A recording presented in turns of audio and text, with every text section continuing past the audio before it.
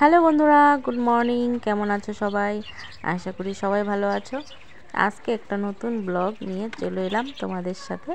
তো চলো ব্লগটি দেখো। সকালে উঠেই আমি গোবর দিয়ে মানে উনানের পাড় উঠান টুঠান সব মুছে ফেললাম। আর কেন মুছছি সেটা তোমরা অবশ্যই থাম্বনেল দেখে বুঝতে পেরেছো। তো যাই হোক, সবটা তোমাদের সাথে শেয়ার করতে পারলাম না, কারণ অনেক কাজ বাড়িতে, যেহেতু পূজা, তো অল্প স্বল্পই তোমাদের সাথে শেয়ার করলাম। তো ভিডিওটা দেখো পুরোটা, অবশ্যই মানে আশা করছি ভালো লাগবে। তো চলো দেখো, আমার উঠান লেপা হয়ে গেছে। মানে এটা রান্নাঘরের সামনাটা, আর এই উনানটা বাইরে তোমরা দেখেছো সবাই। তো উনানের পার রান্নাঘরটা সব মুছে ফেললাম। তারপর চলে এলাম ঠাকুর ঘরের সামনে। তো ঠাকুর ঘরের সামনেটা পাথর বালু অনেক কিছু মোছা যাচ্ছে না, তাই ঝাড়ু দিয়ে গোবর জল ঢেলে ঢেলে মুছে নিলাম। তো হয়ে গেল মোছা। যেহেতু বাড়িতে পুজো টুজো বাড়িতে হলে মানে লেপা পোছাটা না করলে মানে ভালো লাগে না। তাই ঘর ঠর ধুয়ে মুছে তা উঠান টোঠান মোছা সব হয়ে গেল।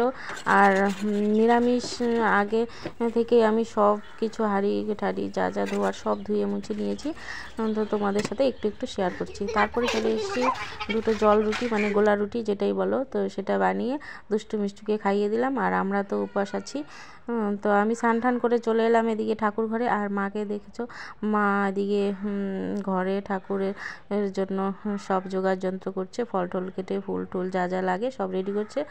তারপর আমি এদিকে ঠাকুর ঘরটা পরিষ্কার করে এসে এদিকে দুষ্টু মিষ্টুকে স্নান করালাম, পরিষ্কার করে নিলাম, ঘর টর সব গুছিয়ে টুচিয়ে রাখলাম। যেহেতু লোকজন এসে, লোকজন বেশি লোকজন না, মানে যে কয়জন আর কি ঠাকুরের কীর্তন বা নাম যেটাই বলো শিবচর্চা করবে। তো তোমরা থাম্বনেল দেখে তো বুঝেই গেছো যে কি হবে, মানে শিব চর্চা মানে শিবের ভজন কীর্তন সেগুলোই হবে। তো 60 জন ওরা আসবে। তো ঘরেই ওদের জন্য আয়োজন, বসার আয়োজন ঘরেই হবে পূজাটা।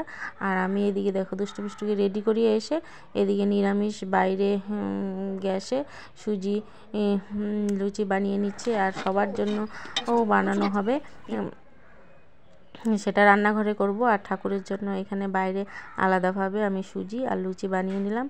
বানিয়ে তারপরে ঠাকুর ঘরে পূজাটা আমি দিয়ে দিব, তারপরে যাব রান্নাঘরে।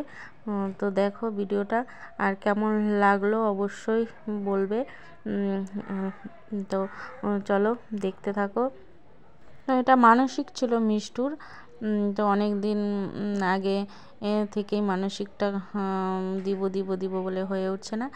তো তোমরা এর আগের ভিডিওতে দেখতে পেয়েছো যে মিষ্টু নার্সিংহোমে ভর্তি ছিল, মানে ওর শরীর খুব খারাপ ছিল, যার জন্য এই মানতটা করেছিল আমাদের বাড়ির পাশেই একজন। তো সে যখন এসে আমাকে বলল যে ওর নামে আমি মানসিক করেছি, তো সেই মানসিকটাই তো আজকে দিলাম। তো যেহেতু ঠাকুরের জন্য করেছে, সেটা না দিলে কেমন লাগে। তো মিষ্টু ভালো হয়ে বাড়িতে আসলে, তো মানে মানসিকটা করেছিল যে সে বলল আর কি ভালো হয়ে বাড়িতে আসলে শিব চর্চা করতে, তাই সেটা আজকে মানে করলাম।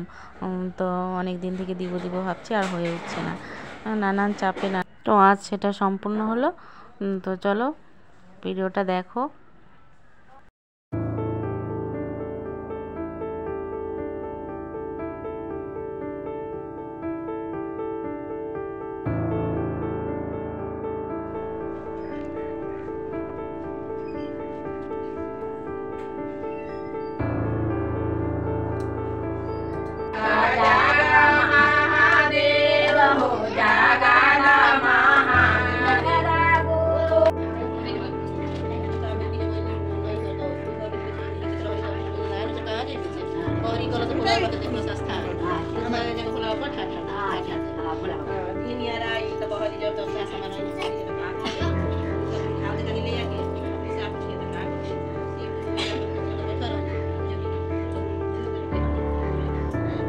এদিকে পুজো টুজো হচ্ছে, আর আমরা এদিকে রান্নাঘরে দেখো এখানে রান্না করছি হলো বাঁধাকপি, মানে সব কিছু দিয়ে একটা ঘ্যাট, বুটের ডাল, পায়েস।